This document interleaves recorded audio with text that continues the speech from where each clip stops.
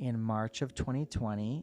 So March 2nd is my birthday. So at the beginning of the month, I turned 30. I got a divorce. I came out and the pandemic hit, a global pandemic. My salon got shut down.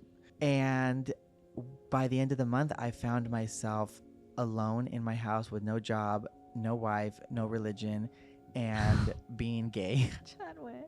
It was crazy. But you know what, Christina? I always say if I can make it through 2020, I can make it through anything.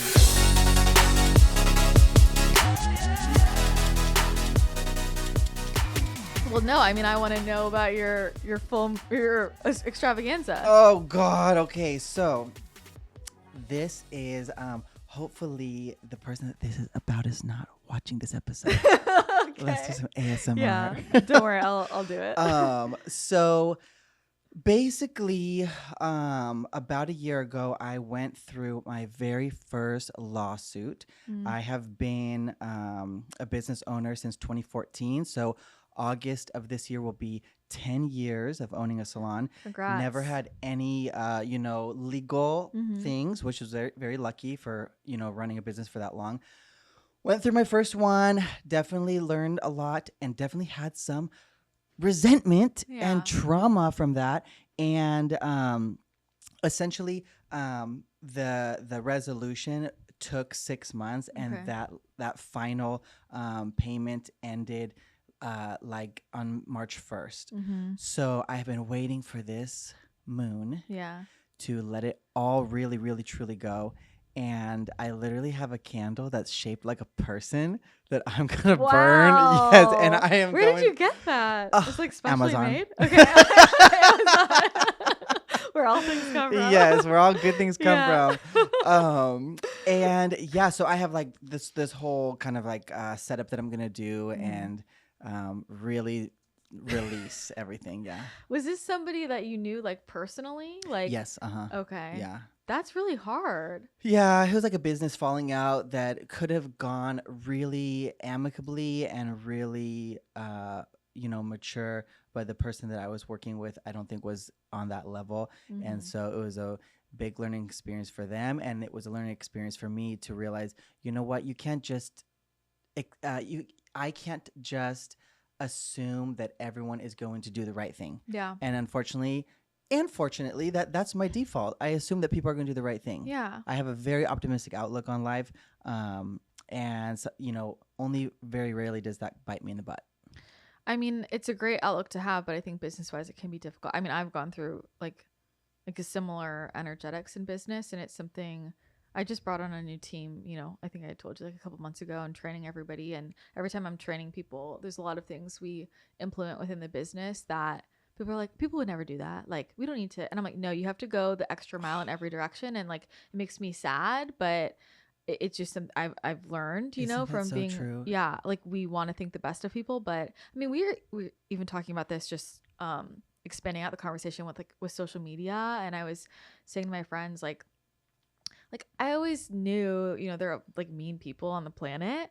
But I feel like social media now, I'm like really aware of how many people just have such hateful things to say. And it really has been like devastating for my heart space to see how many people like have all of these negative things to say. Like I think I used to feel like that was the minority.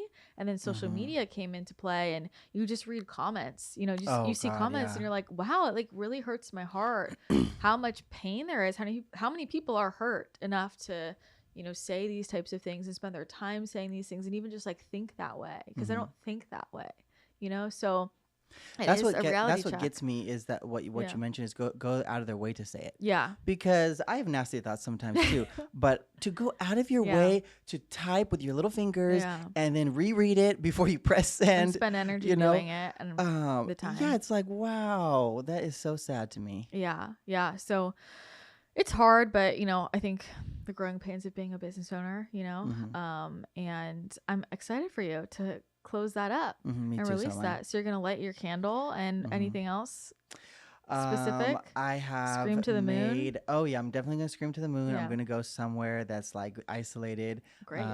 And I have this vision in my head I haven't found the exact location yet, so I don't know if it's going to be possible, but I have a vision in my head that I'm going to bring some glass bottles and like throw them because Oh, to yeah. get, you know, I think that that's anger good. out. Yeah. I don't release anger a lot because I don't store a lot of anger. Yeah.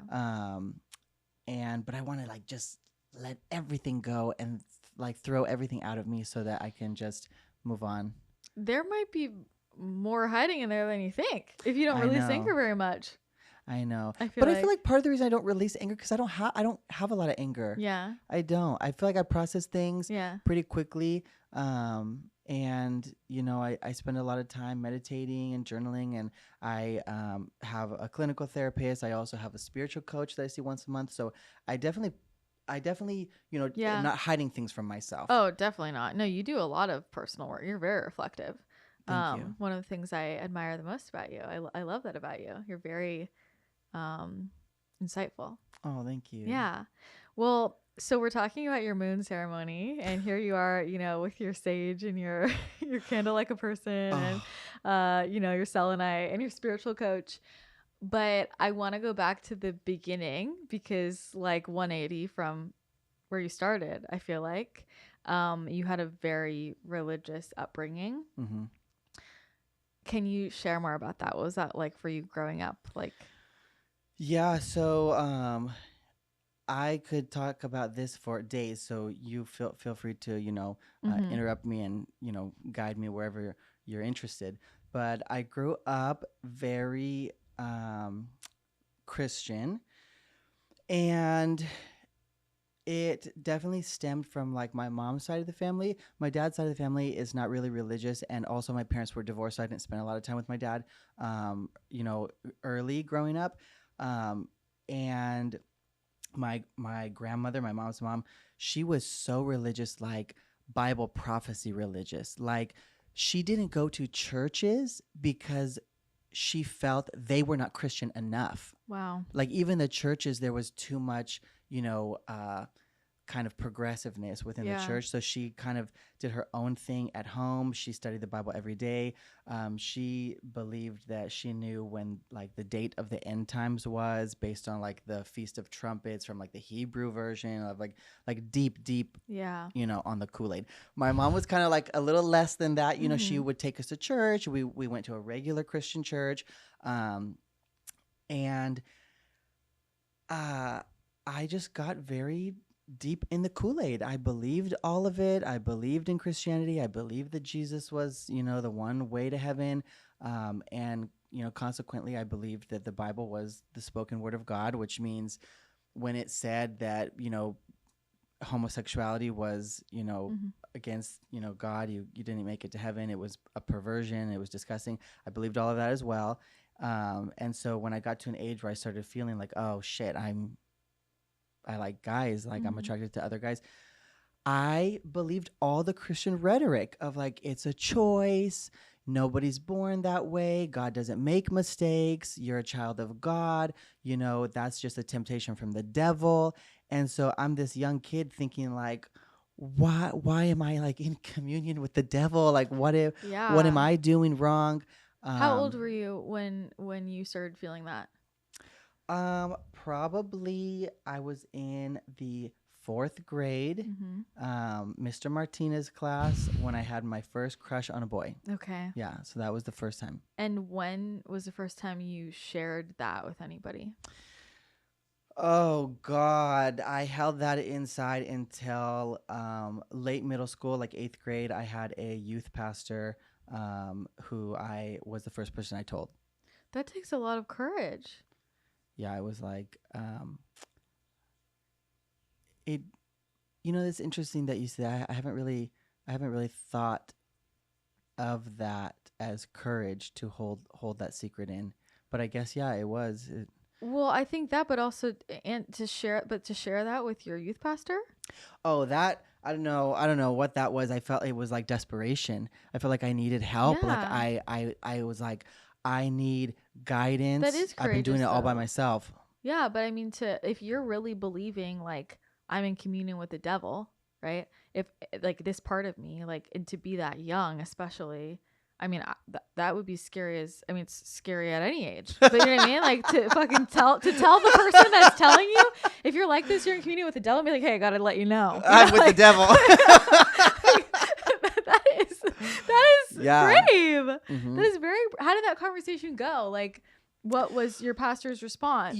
So it was very gentle, which I think was the best approach that they could have. I always say, like, now that I'm not Christian anymore, that I don't think most Christians, I'll preface that because there are some evil Christians out there, but most Christians, I don't think have bad intentions. Yeah. But good intentions cannot fix a bad message. And I believe that with all my heart. So the message that he was giving me was like, you know what? God still loves you. There's healing. It's okay. But the message was still, you got to change. Yeah. You can't stay like this. You can't be like this. And we can't accept you like this. But we're going to love you as you change. Thank you for sharing. We're here for you. So in my opinion, that's a bad message with a good intention behind it. Yeah. But at the end of the day, if you take away the intention, it's still a bad message to tell someone, you know? So fast forward into adulthood, I moved to San Diego and... Well, no, I don't want to go there yet. Oh, you don't? Okay. I want to ask, so you tell your pastor and then what happens after that? Does your pastor tell your parents? Do you tell your parents? No, yeah, so he did not knows. tell my parents. Uh-huh. Yeah, so kudos to him. That was, good choice.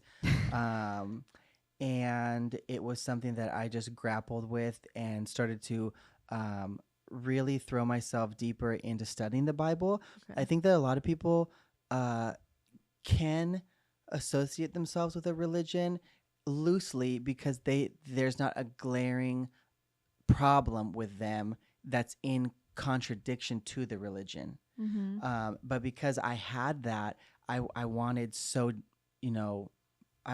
badly to know exactly what the Bible said about this and how is there healing and, what exactly is wrong. And I think I went through, some phases of like, well, is this an interpretation? Can you be gay and Christian? And all the research that I did was like, no, the Bible is very clear. You cannot cherry pick and say, well, I like this part of the Bible, I don't like that part that says, anti-gay. And so because I believed with all my heart at the time that the Bible was all God's word, I couldn't pick and choose. So I was like, oh, fuck, I have to go with this. From that perspective, like when you believed that to be the truth, how do you reconcile, like, God is all loving and loves me, but then God is saying I'm problematic and doesn't love me this way? Like, how does that version of you make sense of that? So that's a great question. And it is not in contradiction because it's not saying that God is all loving and that I'm also problematic. Mm-hmm.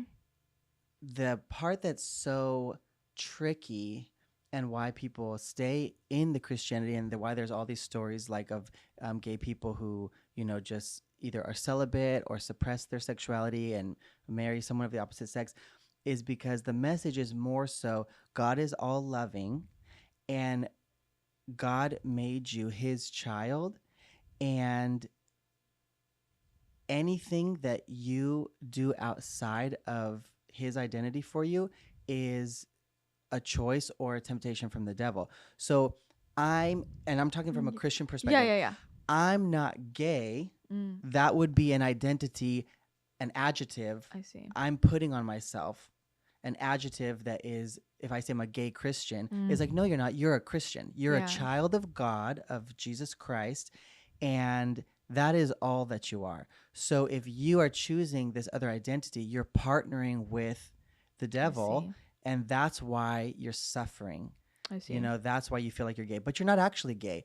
So just like, and I hated that they would always do this comparison because it was like so unfair, but they would say, everybody has a struggle. Some women have a hard time not gossiping, and some men might have a same-sex attraction, but it's all equal in God's eyes.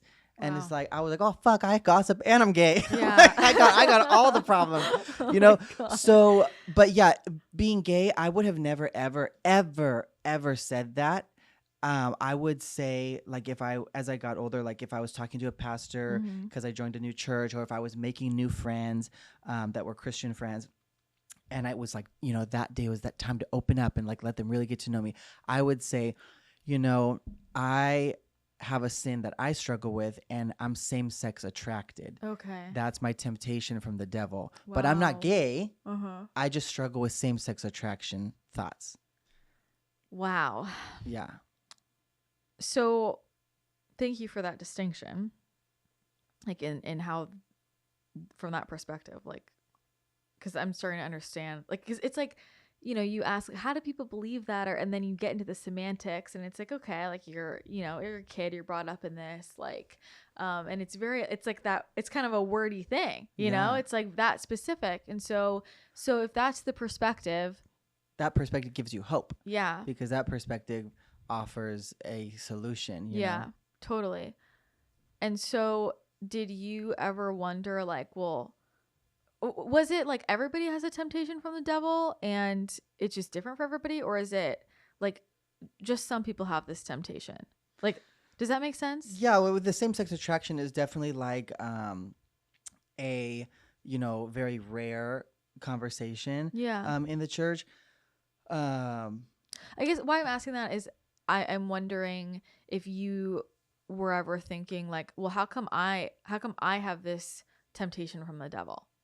oh yeah, there was that crossed my mind all the time, Like, what is it about and me? Yeah. there's this really kind of like insidious part of Christianity that um,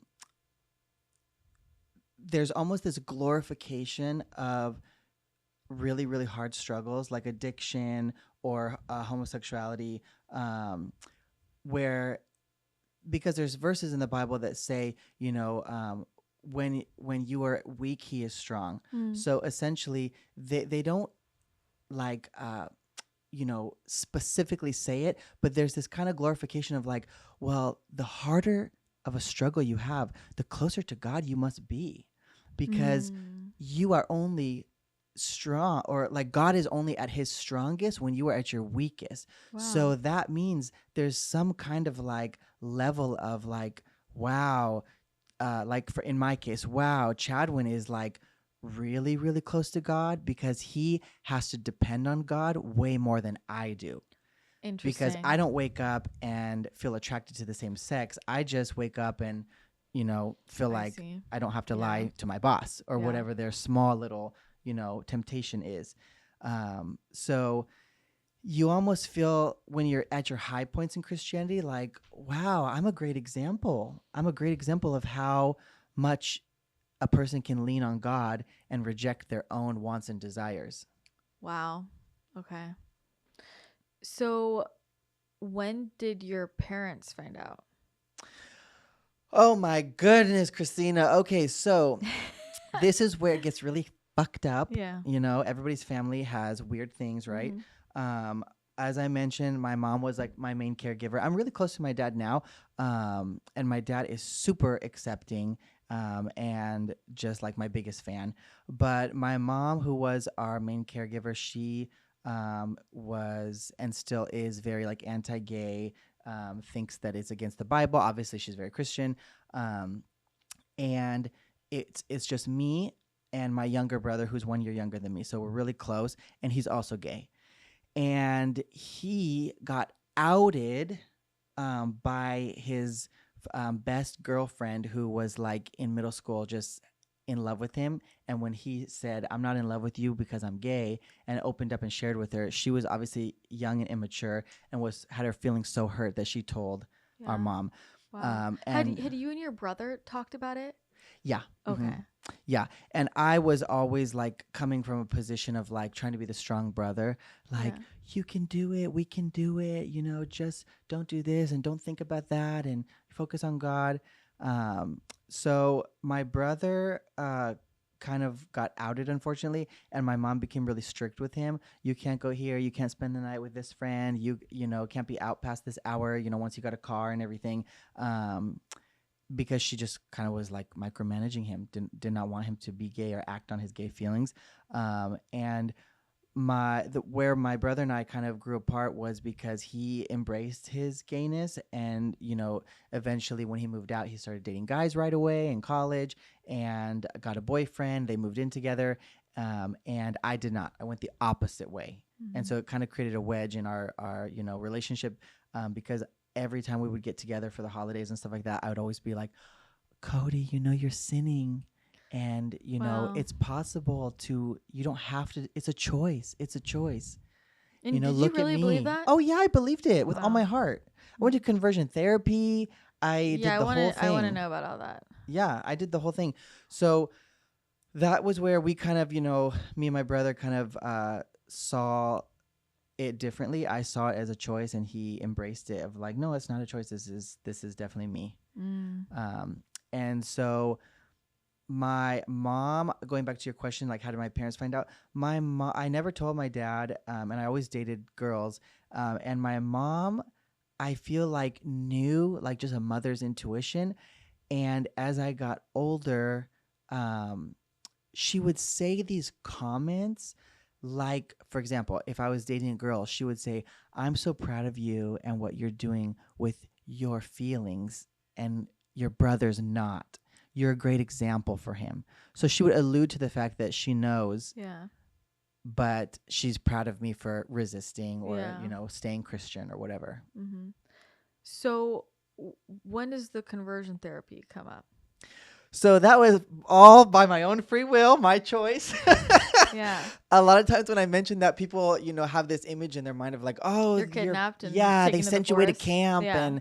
And the curriculum that my therapist used was from a camp. There was two Christian conversion camps that were really popular in the 90s. It was Love in Action and Exodus. And they obviously got shut down in the 2000s, but the unfortunate need for these camps was still there in the Christian community. Yeah. So it started to go underground, meaning like one-on-one therapy behind closed doors with the same curriculum. So my therapist used Love in Action curriculum, and I just, I wanted the healing. How old were you? Like I was early 20s, probably 24. Okay. And so up until this point, just not acting on it hasn't been working. Haven't been working out. Yeah, it hasn't been working out, and you've been dating girls. Yeah, so pretty much up until I was 24, I would have these like the roller coaster would be like celibate, no sex, no relationship, no nothing. Focusing on God, and suppressing, and then I would hook up with a guy, totally someone random. It would come out of nowhere, and I would just not be able to resist, and then I would feel awful, and I would date a girl. Wow. I would date a girl and just be like, no, everyone, I'm not gay. Nobody saw that. Yeah. And that would last for, a month or two, and I would feel like, okay, I'm in the clear. And then I would go back to just suppressing. And obviously in my around 23, 24, I thought to myself, okay, I'm getting older. I would like to have a family. I definitely don't think I can sign up for the celibate life and be like a nun. Yeah. And I was like, so I need to do something a little more serious than just pray. And that's when I got really involved. I need to do something a little more serious than pray. Yeah, we need to get some like electroshock therapy in here or something. So that was when I really started seeking out like a home church in San Diego. And I got really involved in a church. Shout out to All People's Church, aka super homophobic. Do not go there. Oh my God. That's my plug for this podcast.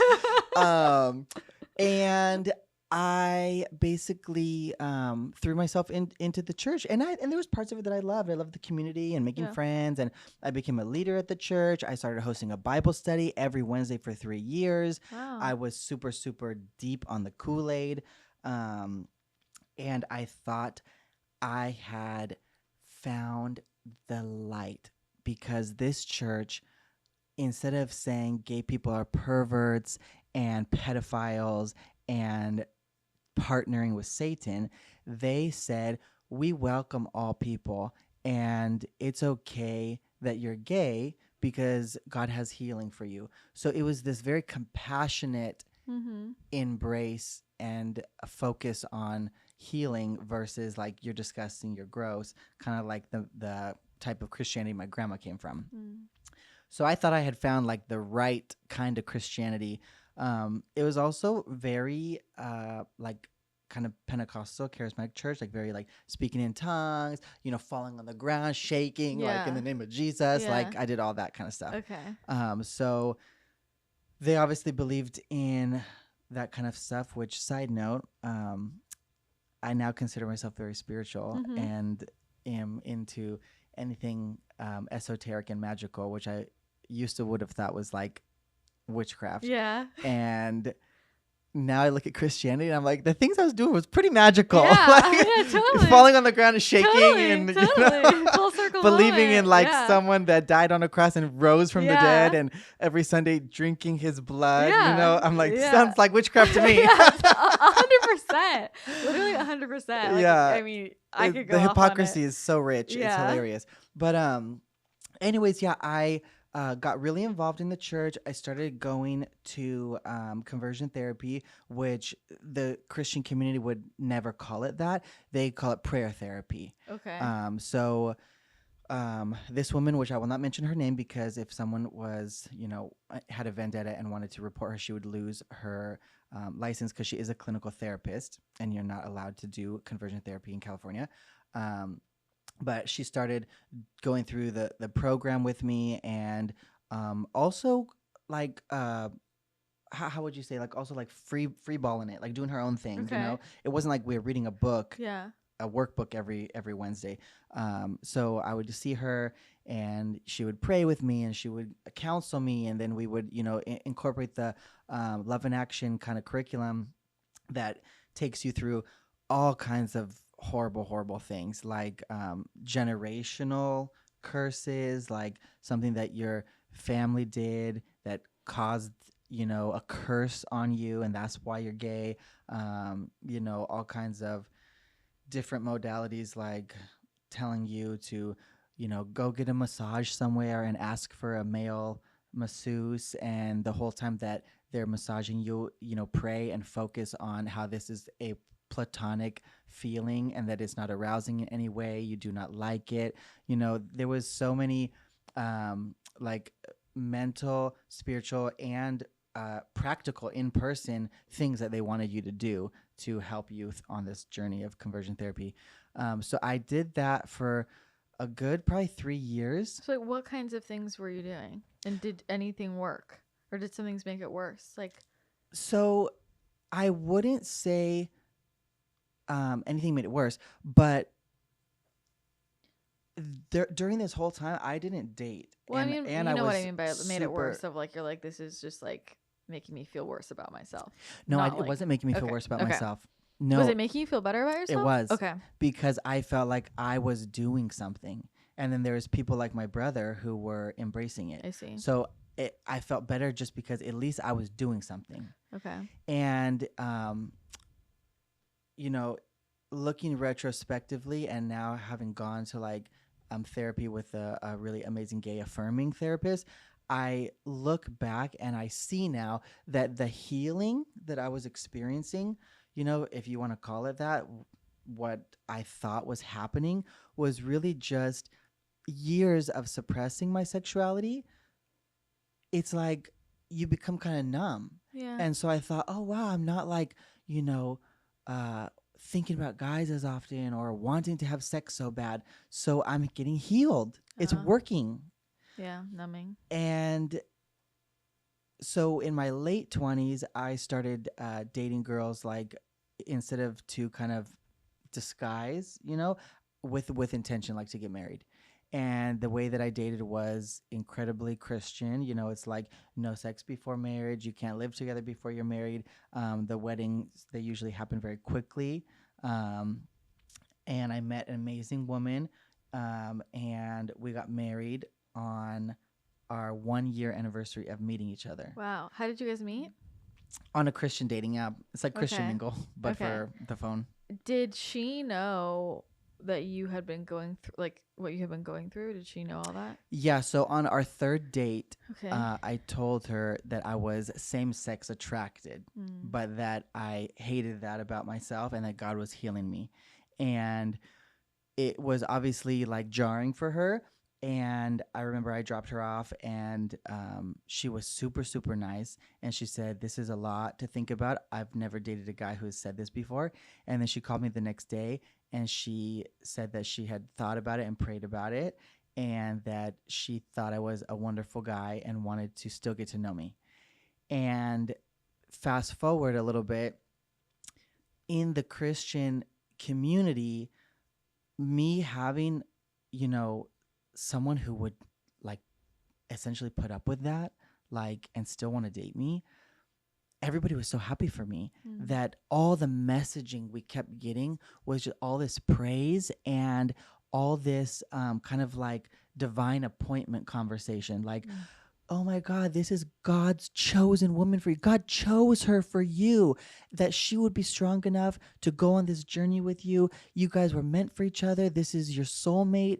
And so you feel so confident to get married in a ludicrously short time. Yeah. Because if God chose this person for you, well, then I don't really need to get to know them. Yeah. Obviously, it's going to work out. The funny thing is, there's a lot of the same stuff, like within the not religious but spiritual space of like, well, you know, they're my soulmate, so it's like people will still do the same kind of thing. Like, I have a soul contract, so yeah, we're just gonna stay in this relationship. Or like, people be in really toxic relationships, for example. Like, well, they're my soulmate. Like, we have a soul connection. It's like, I don't give a fuck if who the fuck it is. You know, it's like, if it's not healthy, it's not healthy. So it's just, it's funny, you know, all these parallels between it. But I can see how all that praise, right? Then you're like, okay, I'm really on the path. Like, this is what it was supposed to be. Exactly. Yeah. So you guys end up getting married. We did, and it was a fabulous wedding. Yeah, I heard about it. I was like, well, I need to see pictures. Like, I was like, and you had, and we'll get to more of your business later, but like, because were you 25 when you opened your salon, or what? 24. Okay, so this was like all during that. You're like navigating being a new business owner, basically, and all of us at the same time. Correct. Yeah. Did your clients know what was going on? And like, did you bring your religious views into like your work? Like, was that something you looked for in a client? Yeah, that's a great question, actually. And there, I think, are a lot of parallels. Now that I am removed from religion, I actually find it really fascinating, and I see a lot of parallels with like Christianity and Mormonism, where they like really, their circle is all similar minded people. And not just their circle of friendships, but like the people they do business with, the people that they interact with, the businesses they choose to frequent. And so, yeah, a lot of my customers were Christian, and I feel like as a hairstylist, you kind of, you know, the clients gravitate to you, to the type of person you are. You know, if you're like a wild and crazy hairdresser with pink hair, you're going to have the wild and crazy clients that also want pink hair, you know? And so I was a very conservative person, and I ended up getting a lot of conservative clients that felt comfortable in my chair. My clientele, you know, has really, really changed. And I love that. And like the clients, you know, like yourself that stuck with me, were the ones that were open-minded, you know? So, but yeah, it was interesting running a business and grappling with this. I feel like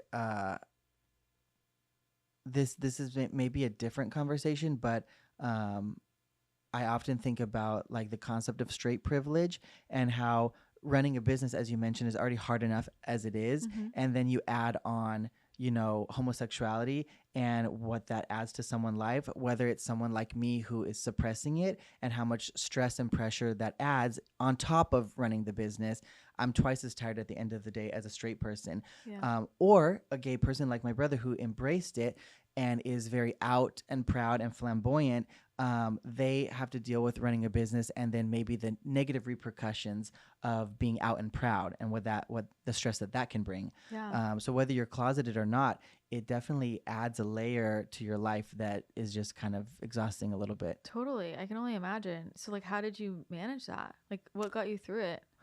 Well, I always do say that I feel like it helped propel my business because I felt like such a disappointment in many ways to my mother that I feel like I overperformed with business to compensate. Like, look how successful I am. Look what a good job I'm doing. I'm a great son. I'm a great son. Yeah. And so in that aspect, being gay really, helped me out. There you go. I mean, I think you're naturally like, you're a great business owner and you're so creative and you're so visionary, So I think like either way, like, it would have been a success, but I can understand that. I'm like, who was I think there's another episode. I was like, I wanted to be like the perfect daughter, it like drove me. But so I think we have rid of that, but you're just naturally successful. So Thank you. Just to let you know. Thank you. I love that. So and I'm also putting together like, when I met you, you were still married. Mm-hmm. How long are you guys married? So we were married for 1 year and 1 month. A lot of ones. Yeah. A lot of 111. That's true. Yeah. And during that time, like, let's talk about that. Like, what happened during the marriage, and then how did you end up deciding to get a divorce? So, initially, leading up to so we met in November. We got engaged in 6 months later, and then got married the following November on exactly the 1 year anniversary, and all of the time leading up to that, because it was so brief, it was all very exciting. Yeah. We didn't live together, so every time we saw each other, it was exciting. It was pretty much just on weekends. We, initially, the sex was pretty good, which is a whole nother conversation. I feel like, sexuality is on a spectrum. In my opinion, there's not just three options, just, gay, bi, or straight. Yeah. And so if being straight is a 10 and being gay is a 1, there's people like my brother who are like a gold star gay, never been with a girl, never kissed a girl. If they were in bed with a girl, they probably couldn't even get aroused, and then there's people who are bisexual, which is like a 5. I would say I'm like a 2. Mm-hmm. I don't think I would ever claim bisexuality. I am gay as the day is long. But there's obviously, something there, because I dated girls and did things. And my marriage in the beginning, the first couple months was... But also, let's just say, like take sexuality out of it. Like, all kinds of people are with people they're not attracted to. Do you know what I mean? Like, there's all kinds of people that... there's all kinds of marriages where people are together, they're not attracted to the partner. Yeah. Even you know what I mean? Yeah. So I think that's the other side of it. And I just say that because it's like, I mean, I totally agree. Like, it's a spectrum, and there's all kinds of people that, even if you're heterosexual and you're in bed with somebody who is the opposite sex, like, you can still not be attracted to them and still have sex. Yeah. Do you know what I'm saying? Yeah. That's very true. I do think that there's a component that is like more nerve-wracking for the guy, because in order for the sex to work, you have to be hard. Totally. So, yeah, totally. But yeah, I feel like what you mentioned happens a lot in Christianity with heterosexual couples. There's a lot of women, unfortunately, that get the brunt of this, but a lot of like guys coming to women being like, God told me you're my future wife. Oh, wow. And the woman being like, I'm not attracted to him, but he is a man of God. He's a very godly man. It's hard to find. What makes a godly man? Oh man, the list. Tell me what that means. A godly man is someone who prays like visibly. So not just like, oh, I pray at night before I go to bed, but like praying for other people in the open, not nervous to do so. That shows leadership skills. That shows like you're a quote unquote warrior of God. A godly man is someone who is like deeply entrenched in purity culture. So usually purity culture is really one-sided in Christianity. It's like very heavy on the women's shoulder. Though they tell the women, you're going to cause your brother to stumble because you're wearing spaghetti straps or you're wearing a two-piece bathing suit, and you are going to be the reason that he sins. They've emphasized a lot on, you need to be a virgin when you're married, all those kinds of things.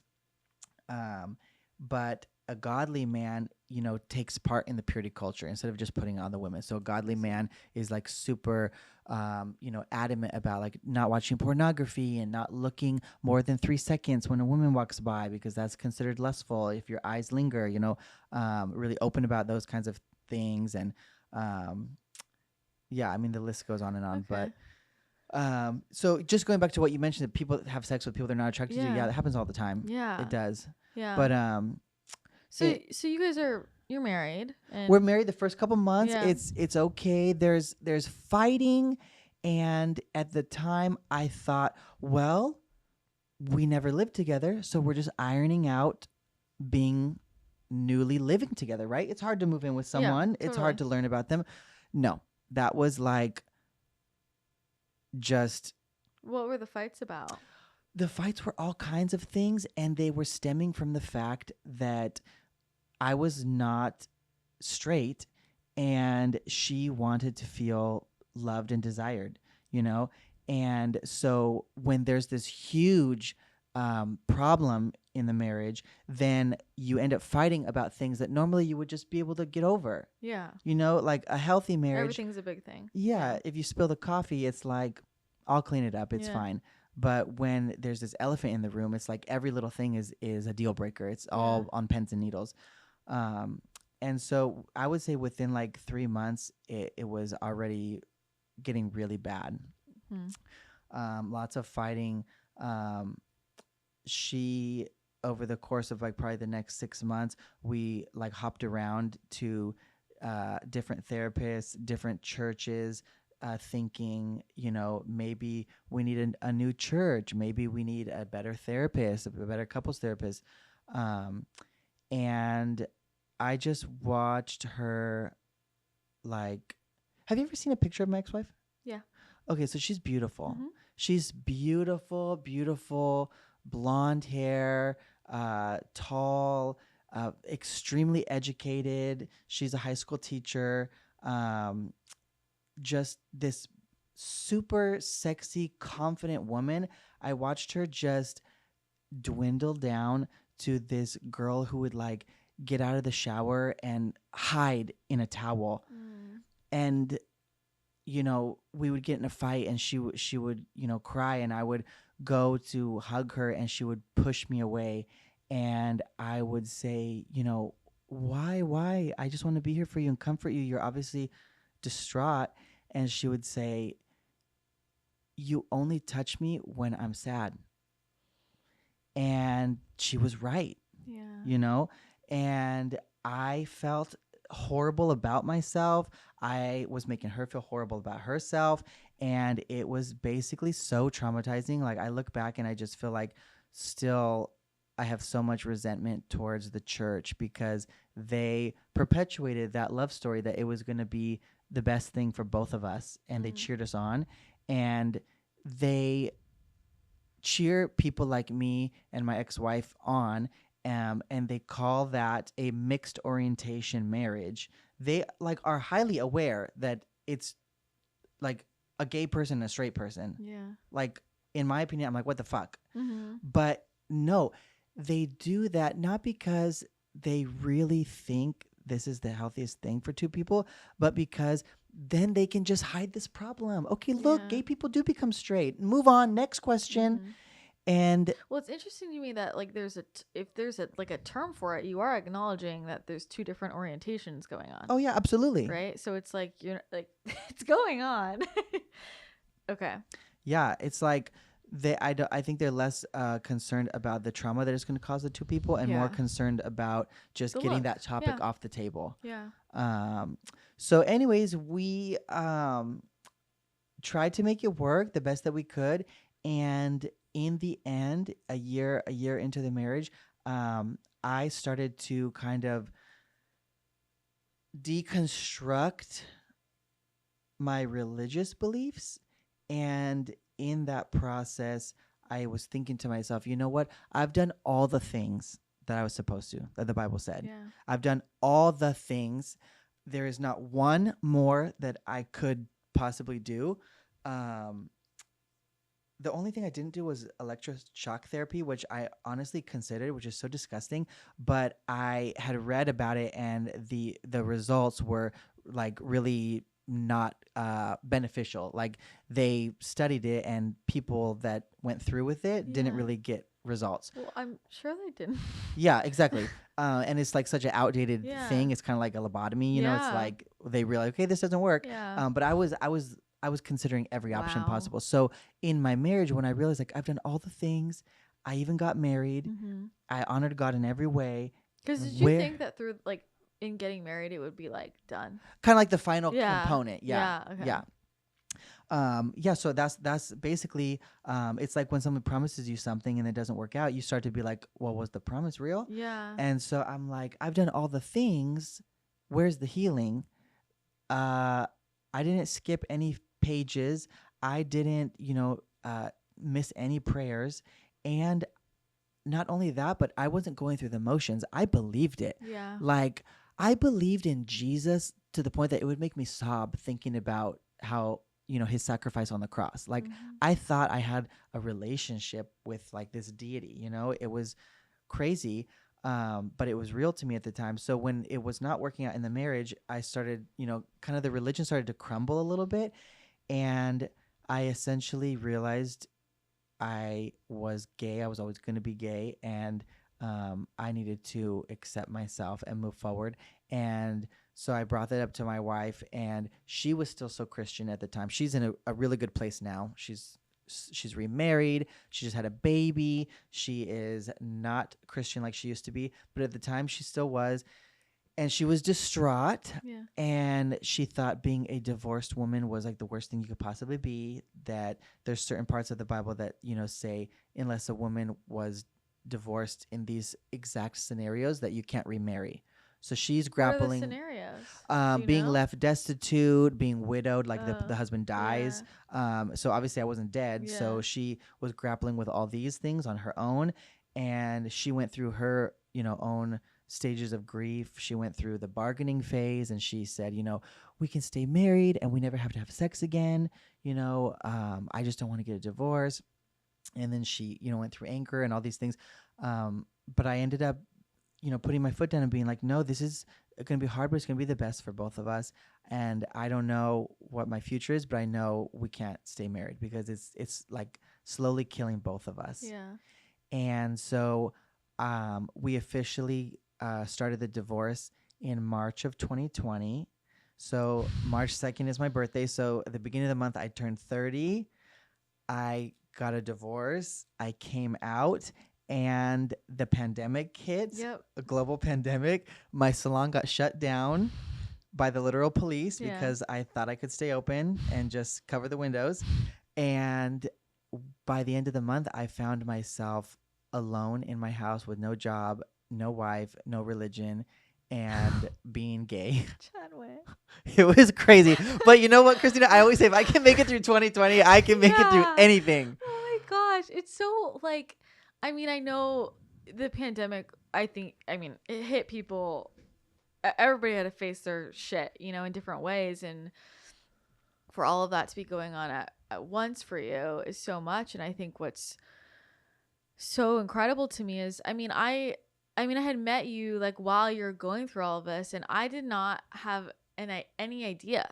Like you show up just happy, joyful, like cracking jokes, like just like being your hilarious self, like, and you listen to all of your clients, spill all their stupid problems. Like, You know, like we're complaining about it, stupid shit. It's like not real. And here you are, like going through this whole intense thing. That's like a very real thing. Like, I don't know how you did that. I don't know how you did that. Well, Honestly, that's really nice of you to say that. Thank you. I'm like, really, like you're going through so much, and and you hold space for so many people. Like your whole day is about other people, making them feel amazing, right? And like you're not literally a therapist, but you basically are, right? Like you listen to everybody's stuff. Yeah, it's so true. You know, and so I mean, I know from my side, like I hold space for a lot of people, and that's a balance. Like when I'm going through my own things, and sometimes I can feel really like lonely and isolated. Like I'm giving so much, and like, you know, who's giving to me? And so during that time, who did you lean on? That's a great question. I think I leaned on friends. Friends have always been really important to me. And I leaned on at the time Jesus. And this is where I go back to how I mentioned I find religion so fascinating now. And going back to what you mentioned earlier about the parallels in religion and spiritual people, is that after a long day of maybe, listening to other people at the salon, my clients unload about their ex-husband or their kid or their problem, and then dealing with the stress of running a business and having the staff and overseeing everyone and, and then the stress of like my own, mental crisis, I would go home and quote unquote lay it at the cross, and be like, you know what, God, this is too much for me to carry. Just cleanse me, wash me of all this stress and, renew me, fill my cup, so that I can be fresh for tomorrow. And that prayer has translated now that I consider myself a spiritual person. I come home and I get my sage, I light it, I, do a couple circles around myself, I do some breath work. I have this crow feather that I actually found at a cemetery when I was collecting cemetery dirt for my spiritual kit that I have now. I use my feather, I cleanse myself. And like actual witchcraft with your I'm doing real witchcraft, yeah. Cemetery dirt. And I am like still releasing the day. And those are the parallels between like every religion, every major religion, every spiritual practice. There is some truth in it. I think what I like about the spiritual practices I have now is that there's all positive and there's no negative message attached to it. Where with Christianity, there was some positive things to help you navigate life, but there was so much dogma and rules and bigotry also attached to it that if you want to participate in the beneficial practices, you have to also believe in all the negative bullshit. Yeah. And now I feel like I get all the perks of, I come home, I cleanse myself, if I want to pray, I meditate, and I don't have any of the negative bullshit that I have to follow along and believe or force on other people or convert them so that they can go to heaven. Like none of that. Yeah. I, in my own way, like can for sure relate to that, like growing up very Catholic, and it's funny for me now because so many of the things I do, I'm like, this was the same shit I used to do when I was younger. It just like I'm using different words or I don't have the associations with it. But that was my thing too of like I felt so much hatred, and judgment when I was in the church.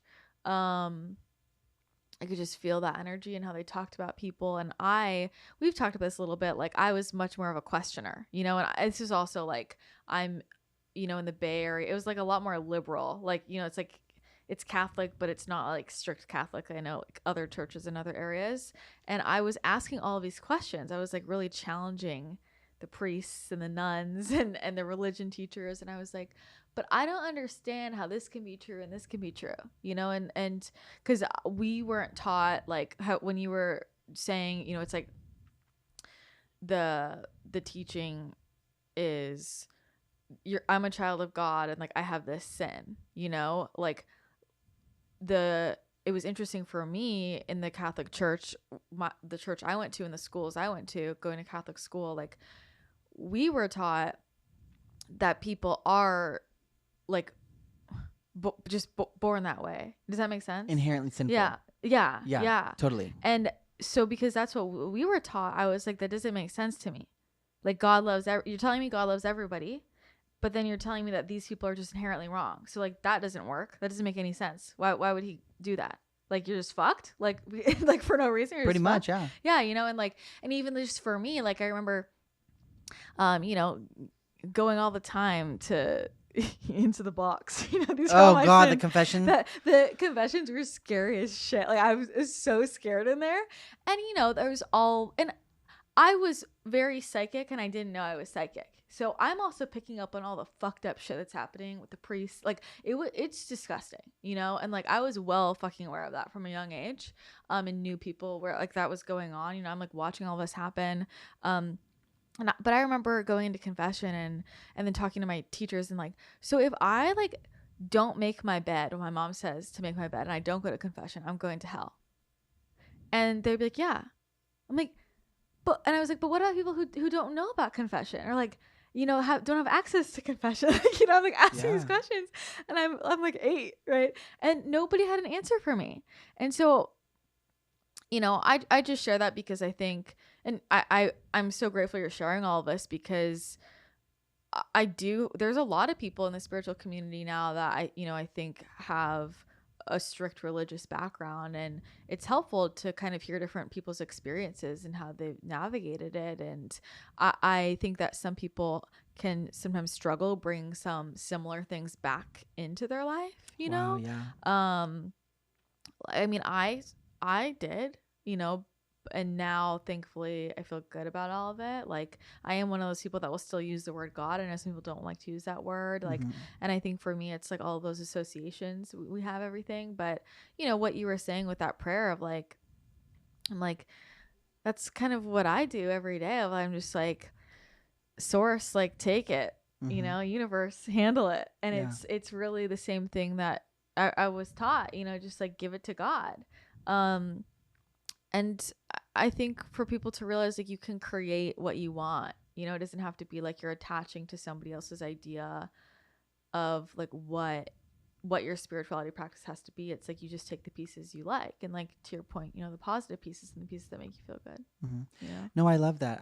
And initially coming from a faith that's based in all or nothing, you believe the Bible is God's inspired word or you don't. You believe in Jesus or you don't go to heaven. Coming from this very black and white, I kind of felt like I needed to find a spiritual practice that I believed every single part of it. I liked every single part of it, and then I could participate in that. And as I've grown over the last couple of years, I feel like what you mentioned is more of how I operate. Like take what suits me, leave the rest. And I too find so many things that I'm going back to that are so reminiscent of Christianity, but don't have some of the negative, attachment there. Like I used to have this like biblical daily devotional, and I would, flip it open each day, and whatever page it landed on, I felt like that's what God wanted me to hear for that day, and it would say oracle cards. And literally, and now I pull tarot cards every morning, and I'm like, what do I need to be aware of today? What do I need to keep my eye out for? What can I focus on today? I'm like, it's the same shit with a different book, Yeah. But it's so funny. Actually, it's not funny. It's so frustrating, I would say, how people like us who are open-minded and maybe a part of the spiritual community would say, tarot works for me, that journal works for you, oracle cards work for you. That's great. We love it. Whereas the religious people are going to say, no, the tarot, that's witchcraft. The oracle, that's from the devil. You can only do the Bible. And you can do whatever you want. You can flip it open and say, oh, God wanted me to land on this page. But you can't say that tarot card was meant for me. And I hate that. I hate that. It's very hard when people are not recognizing the hypocrisy, for sure. And it's similar to what you guys said at the beginning, a similar idea, but it's like, it's not the tool, it's how you use it. And like people can weaponize tools that can be used for good right? Totally. Or take even take a like a good idea and twist it into something that becomes a weapon or controlling for people, you Mm-hmm. know? So, um, I don't know. I think for me, it's like coming back to like, how are people using these things, you know, like where with religion, it's like you can use the tool, but only in the way that I want you to. Like it's just control and fear. It's Mm-hmm. really fear versus like, here's the tool and use it how it feels good for you, or like use whatever version of the tool you want, you Mm-hmm. know? So I think that's always the thing to sniff out, right? It's like, is this being used to put me in fear? Like it is that fear. And I'm curious, kind of like going back to the divorce, because we haven't gotten to like you fully like coming out, really, right? Yeah. So you're getting divorced, you're gonna have to break that to your mother, which I think is, you know, Awful. yeah, like because I think I really want to talk about this because so many people obviously struggle with this, you know, like like what you moved through is very difficult, to like share your truth. And like I know you had like just sharing it with your family, and then like I remember the day that you fully like you posted on social media, and I was just like, fuck yeah, like it was Oh, so just like wow. I could feel the liberation. I was just so excited for you, like I was like, he is just like free, you know, like Wow. it was like really powerful. And I remember I'm like tearing. I remember I started crying, like I watched your story, Oh. I'm like literally tearing up because I was just like so happy for you. um and it makes me emotional, you know, Oh, like just it Christina, really that means a does, lot to you know. me. Really, it was so, I just was like, it was just so brave, you know, like um and I mean this whole story is brave, you know. So I really wanted you to share all of this, and I know a lot of people struggle to share their truth, live their truth, speak their truth, and it's really hard. Like um it's one thing for us to say be authentic and like, you know, speak your truth and like that idea. It's another thing to live it, and all of the very real life consequences. Like you Oh, ended a marriage, like there's the family dynamics, and a lot of people just, you know, the family dynamics alone will feel like enough of like I can never do that, you know, because I don't want to lose people in my life, or like what is that going to look like. And oh. you know, it's really difficult. And so I'm just I want to hear like, you know, what were those conversations like, and how did you go about that, like fully officially like coming out? So I, looking back, had this idea of how I wanted it to go, and so I came out on social media, Mm-hmm. um, and I did this like whole long post, um, and that was probably the scariest part because I felt like I needed to do that because I wanted to start posting freely about my life. I was thinking about the future.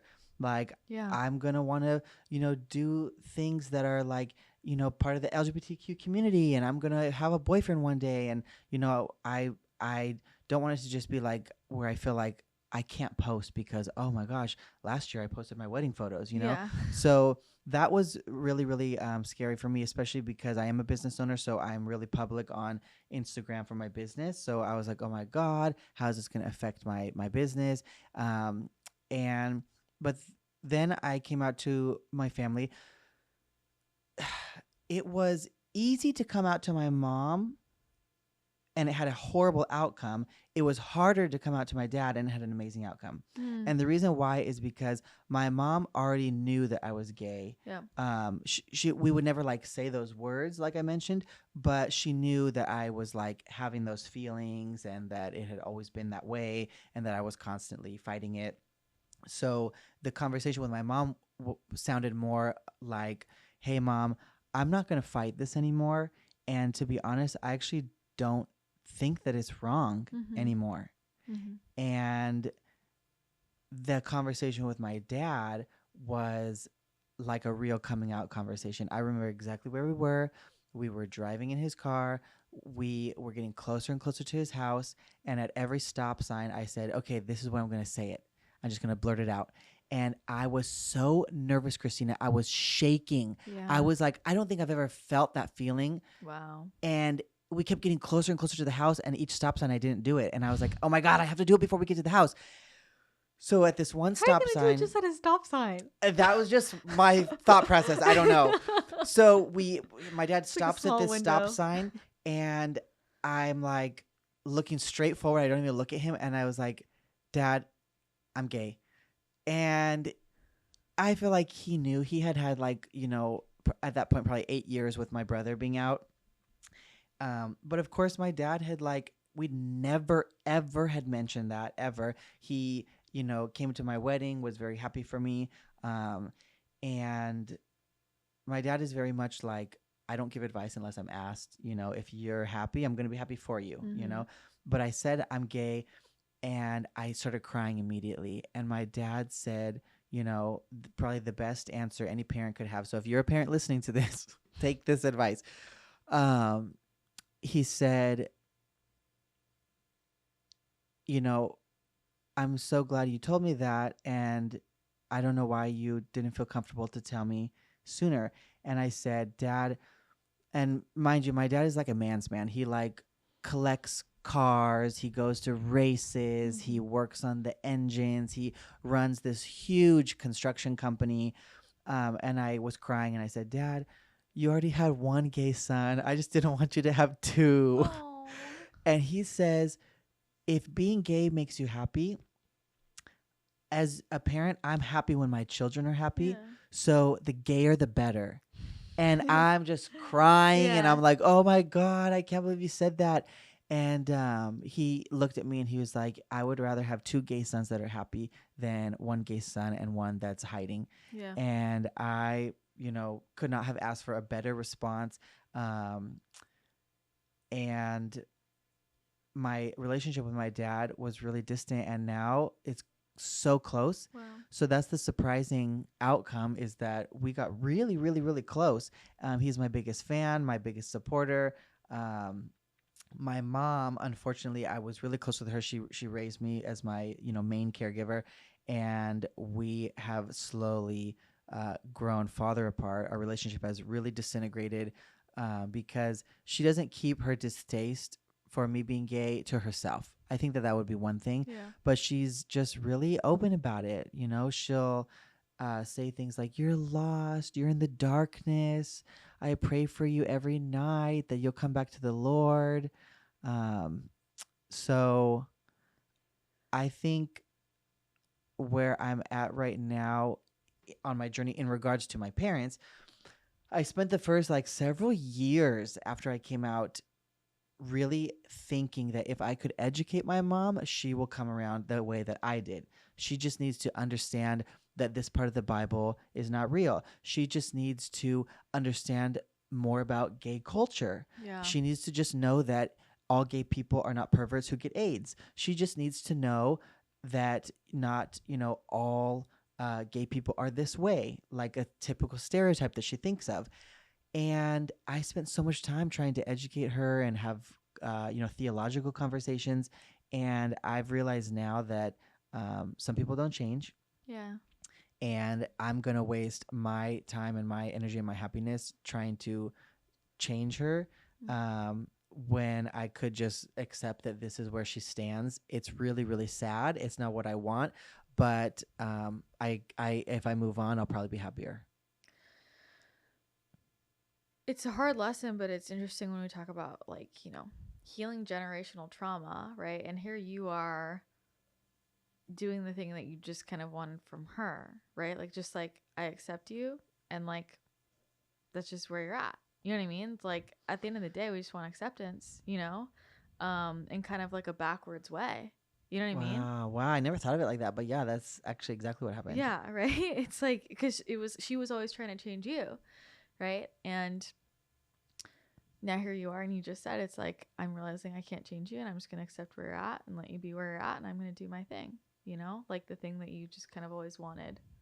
And here you are giving it, to her and to yourself, right? That's really powerful. That's very healing for everybody, true. right? I think a great example of, like, I'm sure we all in our lives have people, it's like I wish they could see it this way, or like open up, or like be less judgmental, whatever it is. And we can heal things for everybody when we just accept, you know. That's a hard lesson for sure. Like your parent, you know, it's like we're wired to care what they think, Yeah. obviously, you know. And I appreciate you sharing all of this, because I feel like, you know, a lot of people go through similar things, and it's not a lot of the stories that people share, it's like the happier version of like eventually they came around, but it's like what do you do if people don't change, you know? And it's interesting for me because I mean, I know some of the things that are said, you know, like you've told me, and like you and your brother still show up and, you know, go do holidays. And Yep.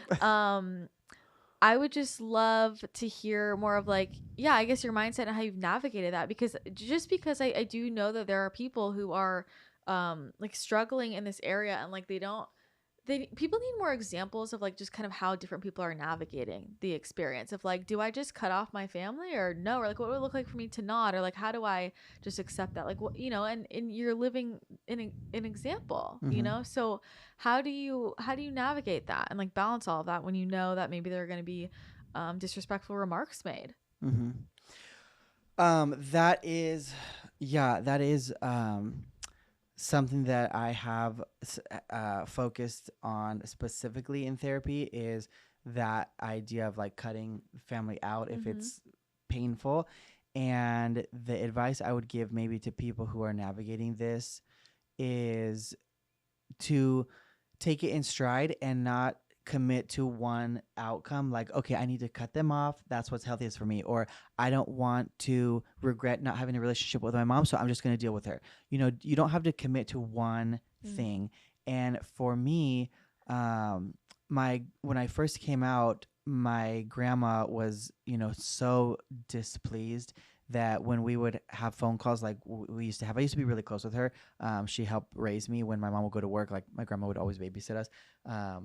And when I first came out, she was so dissatisfied that I couldn't get on the phone with her without it turning into a conversation about like, why are you gay? How can we turn this around? You were following the Lord. What went wrong? Like it couldn't have more than two sentences. Like, hi grandma, how's it going in Oklahoma? And then it would turn south, like Yeah. almost immediately. And so I was so newly out, and it was a pandemic, and I was dealing with all these other really stressful things, that I kind of cut my grandma off, because I was like, I'm so fragile right now that when I call her, it sets me back like a week. Like I'm distraught and I feel like sinful again. I feel like, am I making the right decision? Am I going to go to hell? I started doubting myself. So my advice would be, if someone's in that newly out fragile place, maybe cutting the family off completely is the best option at that time. It doesn't have to be permanent. Unfortunately, my grandma died during the pandemic, and at the time we were not talking, so it was really, really, really sad. Um, and I have maybe one or two regrets of how I would have done things differently. Um, and so now with my mom, I constantly think like, okay, she's not gonna be around forever. Um, and am I going to, you know, when she dies, am I gonna say, I'm glad I stood my ground and didn't talk to her because she didn't agree with me? Or am I gonna say, oh, I wish I would have just put those nasty little comments that she makes every now and then when she has to just, you know, stick the knife just here and there every once in a while. I wish I would have just put those to the side and just give her a hug and be like, I love you, mom. You're not on the right page, but you're still my mom, you know? Yeah. So that's where I am now. Mm-hmm. But I've been out for almost 4 years. So that's where I am now. I go in waves sometimes if I'm not in a good place and my mom calls me, I'm not going to call back right away because I can't handle just one more cherry on top of my bad day. Yeah. But for the most part, no, I still, you know, spend time with her, even if she's going to make a nasty comment. And I just try to say, you know what? Let's focus on the good. Yeah. You're so loving. Like you are. You're just so loving. Like it's really inspiring. Like your outlook is very inspiring. Oh, Really. thank you, You know? Christina. I mean, I've since the day I met you, I was like I knew that, you know? And just the way that you have navigated all this and you share about it, and like I said at the beginning, like your insight and your reflection, and like I mean that's true love, right? It's like I can see that, you know, we have disagreements, and but I can see the bigger picture. Like that is loving someone, really, you know? Yeah. Um how did your business how's your business changed since coming out fully? It's like better. It's Yeah. brighter. I would say there's many things, and I can talk about this as long as you would like. But the biggest is the feedback I have gotten from the staff at the salon. Mm. M- um, Many of the girls that have been with me long term have said it is so much more pleasant to work with you. You are so much nicer. You are so much more free. You Oh. make the environment so much more fun. And it, I don't think, has to do with me, coming in with a rainbow flag. It has to do with me not being so wound tight Well, it's stressful. because Yeah. I'm like, keeping my inner thoughts in check so tightly Mm. that, you kind of like spew that onto everyone. If I'm wound so tight, well then that dish better not be there, and this better be how this looks, and everything better be just right. Because if I'm working this hard to hold it all together, everybody else is going to too. Mm. And I never ran the salon like a dictator, but it was always prim and proper. Mm-hmm. And I think that that's because I was like trying to be so prim and proper Yeah. inside myself. And now I can cut loose a little bit. I mean, the salon is still the most professional place that you'll go to. We have a Totally. dress code and we have a code of conduct, and Yeah. everything's organized and clean. But the attitude is authentic Mm-hmm. instead of so produced. Yeah. And I feel like the staff and the stylist, they feel it. They feel that I am myself. I'm not putting on a production. I think that they feel that they can be closer to me, and have more fun. And so the environment is way more fun. So that's probably the main way it's changed.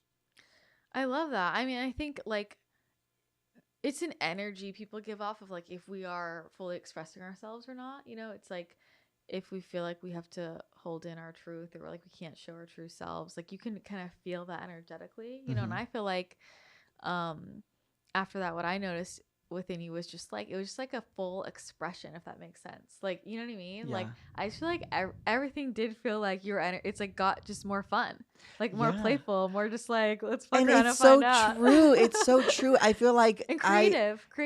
I'm more creative, I'm more free, and I do feel like this funny side of me came out that was always there. But to be honest, even putting aside the homosexual struggles within Christianity, there was a whole regular layer of Christianity that all Christians are struggling with, heterosexual, Mm-hmm. which is making sure that your life is manicured, that it would be appropriate and PG rated for Jesus. Yeah. So like the things that I find funny, that I've always found funny, Yeah. I would never comment on because, oh, that's lewd, that's Yeah. inappropriate, that might be sexual, or that Mm-hmm. could be misinterpreted, and I don't want to look. It's like, I'm like, if I think this joke is funny and it's about what happens after sex, then I'm going to Yeah. post it. Totally. Or if I think that this comment is hilarious because that's how it really looks, I'm going to say it. Yeah.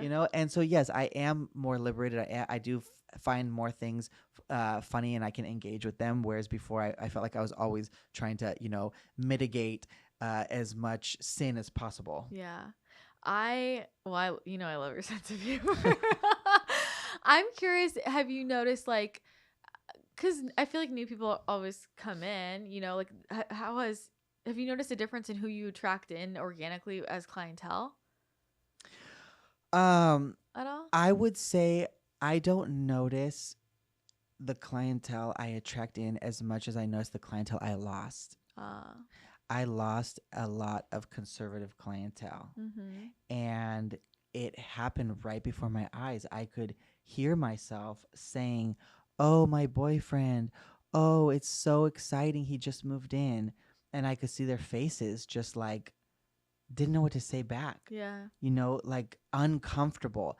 Um, and the sad thing is, I could see in some of their eyes the feeling that I felt when I was Christian, which is where you want to be happy for them because you don't personally find a problem with it, Yeah. but you can't because biblically it is wrong. I had friends that I lost. Even I had a friend that I was very very close with, and he was a really nice straight guy. And when I came out, he gave the typical Christian answer. I don't agree with this, but I still love you as a person, and I still want to be there for you. And I just asked him point blank. I didn't even have a boyfriend yet. I said, so let's fast forward into the future. If I was going to get married to a guy and I wanted you to be the best man at my wedding, would you be my best man? And he said, actually, I wouldn't be able to attend because I cannot celebrate a gay union. It's one thing to be a gay person's friend. It's another thing to celebrate it and honor it. And that I do think is sinful. And we're not friends anymore, Yeah. And the same dynamic happened with clients, but without the dialogue that I had with a friend. I could see it in their eyes where they're like, I can't really like celebrate this and I'm uncomfortable. Yeah. So now all the clients that I have, I feel like I can share openly and they're like, good for you. That's great. That's awesome. I love that. I mean,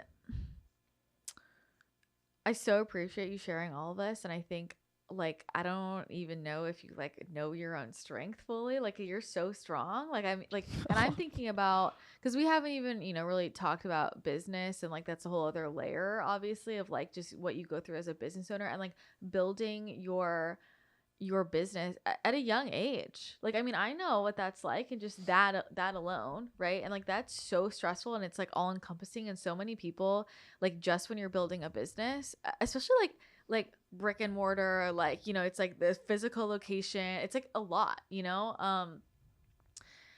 a lot of people, when they're building things like that, like literally they can't do anything else. Like, people don't date, they like don't have a social life, they don't any their own personal shit is just like all of the things that being an entrepreneur brings up in you, because entrepreneurship does bring up a lot of shit for you. It's a big mirror, and I'm curious, like, have you found any, the longer you've been doing this, you built a very successful business, like noticing any ways that your journey with like religion and spirituality and sexuality, like how that grew you and like built you, like how has that applied to your business? So I feel like it's applied to my business more so now that I'm spiritual than it did when I was Christian, because I feel like in Christianity, you outsource a lot of your power. Yeah. Like our power that we have, we outsource it to this deity, Jesus, right? So it's in God's hand. God, I pray that you would help grow my business. I pray that you would send me clients. I pray that, you would protect my business from, any, lawsuits or anything bad that could possibly happen. And then when bad things do happen, it's, oh, God wanted this to happen to me because he's omniscient God, omnipresent, and he is in control of everything. So he technically did let this happen to me because he wanted me to learn a lesson. So you're just powerless, kind of. And now that I'm spiritual, I feel like I really resonate with candle magic right now on my journey. And so I see the power in manifestation that goes hand in hand with actually putting something into practice. So like I'll do, let's say, a candle ceremony for growing new clientele, and I will meditate for 5 minutes every night and envision the new clients and how they're going to look and how they're going to act and what they're going to pay, everything. And then after that meditation, I will do something to perpetuate that outcome. Right now, I'm in the process of making gift baskets and taking them to businesses that I frequent with $100 gift cards for each of the employees at these businesses. And so, yes, I'm praying, but I'm also doing something in the natural world that's going to produce that result. So I feel powerful. I don't feel like I'm outsourcing my power anymore. So I feel like, in regards to your question, on this journey, I feel more powerful in my current spiritual practice than I ever did when I was Christian.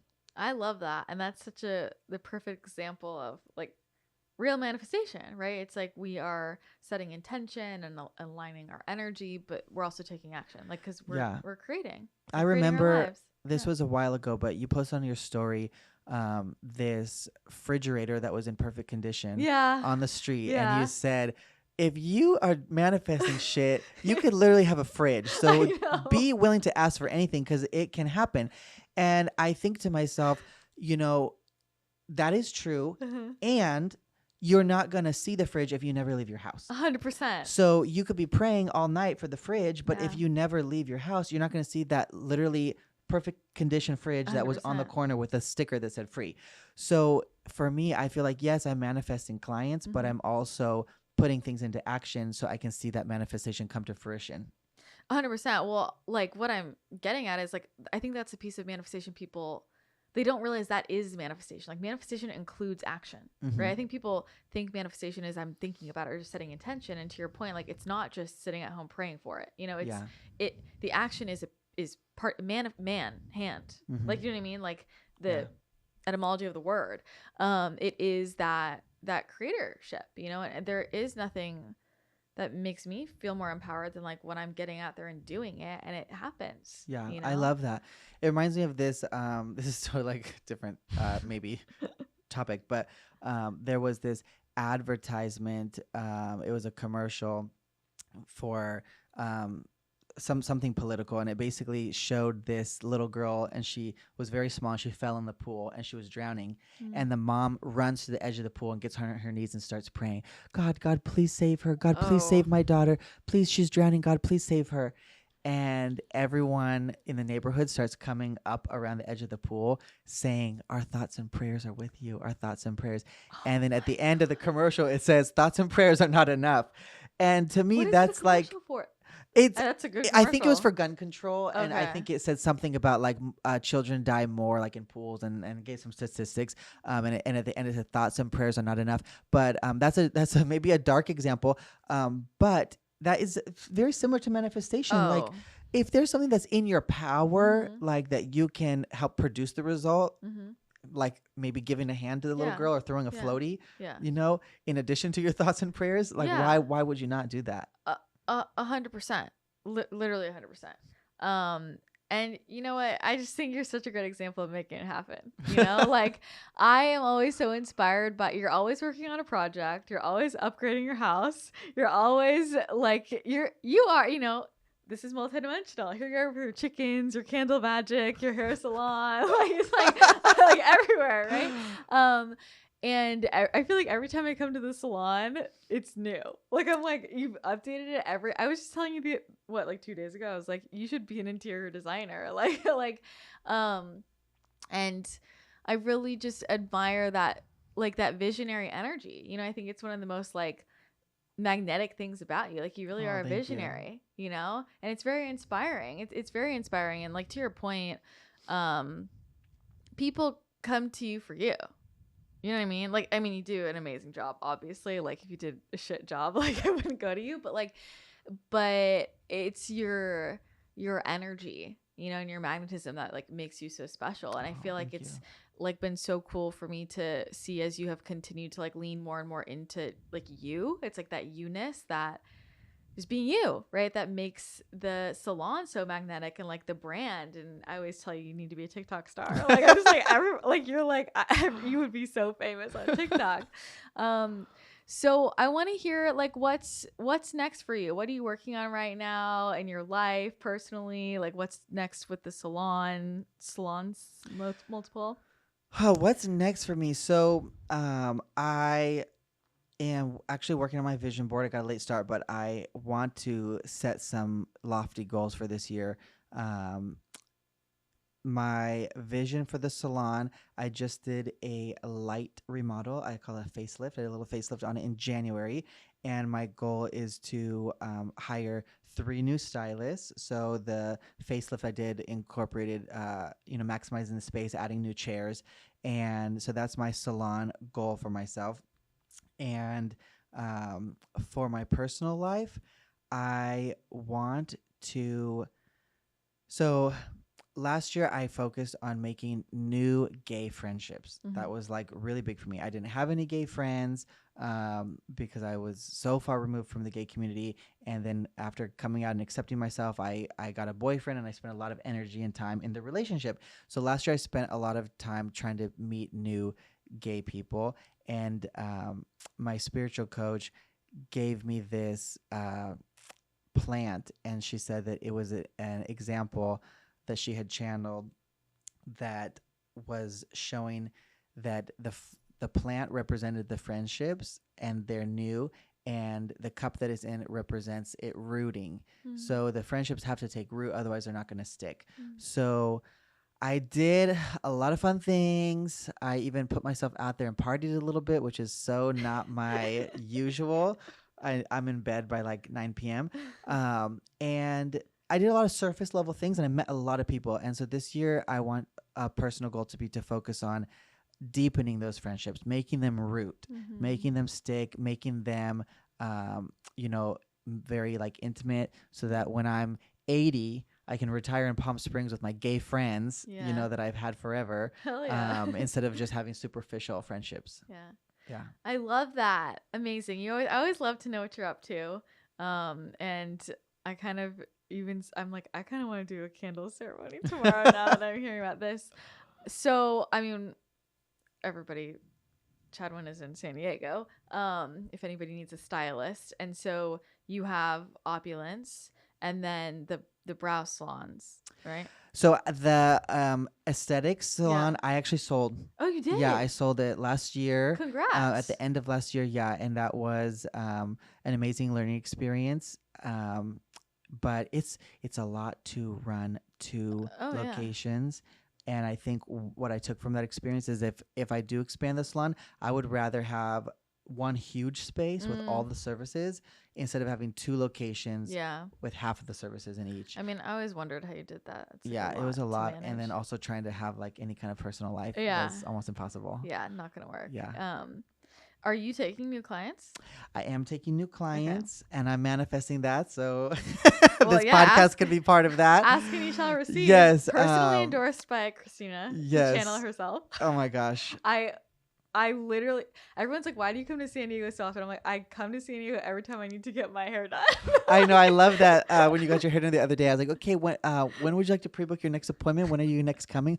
And you're like, I plan my trips around my hair appointments. So 100%. You tell me when I'm coming. 100%. It's a lifestyle. So what was it that you told me? Like you can replace what was Oh, okay. So this is a quote from my mentor, Robert Cromians. He's a very famous hairstylist, and he would always say, your hairdresser is the most important person in your life because you can always get a new husband, but you can't get a new hairdresser. It is so true. Like that's why I'm driving from Arizona here every 6 weeks. So truly irreplaceable. So we'll link to where they can, find the salon and everything in the show notes. And I'm just so grateful to you for being so vulnerable and sharing your story. And it really does impact a lot of people. Like I hope you know that. And I know this will help a lot of people. And I just, you constantly inspire me, like on every level. Everything you've navigated, but just like who you are as a person. And like I said, like your creativity, your visionary energy, like your joy, you're just like the love that radiates from you, and you're just like magnetic. You always just make me feel better just being around you. So it really is inspiring. And I'm just honored to have you here. And I will tell you, you're one of the, I wanted to have you on my podcast for so long, and you were one of like the people who Like, you're one of the reasons why I changed to this style. Oh, I'm serious, because I was like years ago, I was like, I have to have him on my show. And when I thought of that, I saw like the vision. I'm like, I can only have him on my show if we're like doing a video interview and like people can like really feel the vibe and like, you know what I mean? It's just Wow. like I need it to be a production, and like you were the person that I thought about that with, and then I was like, had in my head, I got to change the show to be a full video production. I'm serious. Wow. Like, and so now we're finally doing it, and I've like been thinking about this for like 4 years. I So love it. here we and are. you have fabulous hair today, so Just freshly on done. display. Freshly done. So thank you. I appreciate it. Thank and you for having me. I'm really happy. This to was be here. really, really a cool experience. I'm so glad to hear Yeah. it.